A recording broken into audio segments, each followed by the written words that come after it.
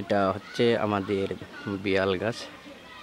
আর এখানে দুইটা বিয়াল গাছ ছিল আমাদের, এখন নতুন পাতা গজাইছে। কারণ হচ্ছে এই বিয়াল গাছ দুইটায় 59টা বিয়াল হয়েছিল দুর্গা পূজায়। আর বিভিন্ন আত্মীয় স্বজন এবং বোনদের দেওয়া লাগছে, এবং এখন বর্তমানে মনে হচ্ছে 10 থেকে 12টা বিয়াল আছে। আর এই বিয়ালগুলান কিন্তু খুবই সুস্বাদু, কারণ আমি এখনও খেতে পারি নাই।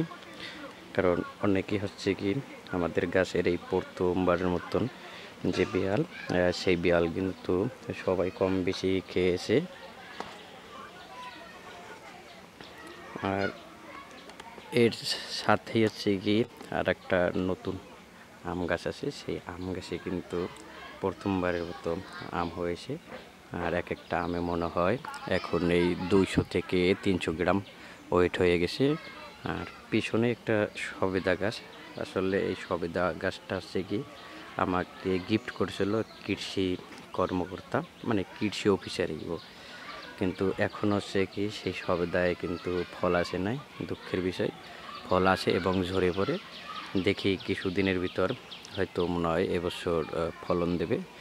আমার ভালো লাগছে যে বিয়াল, আর এই বিয়াল কিন্তু খুবই সুস্বাদু, আর বিয়ালে অনেক উপকারিতা আছে। তাই আমি সকালবেলা উঠে দেখি যে কোনো বিয়াল পড়ে নাকি। আর বিয়াল হচ্ছে কি না পাকলে ভিতরেই জানেন যে ভালো লাগে না, আর বিয়াল পাকার পরে এমনি এমনি গাছ থেকে পড়ে যায়।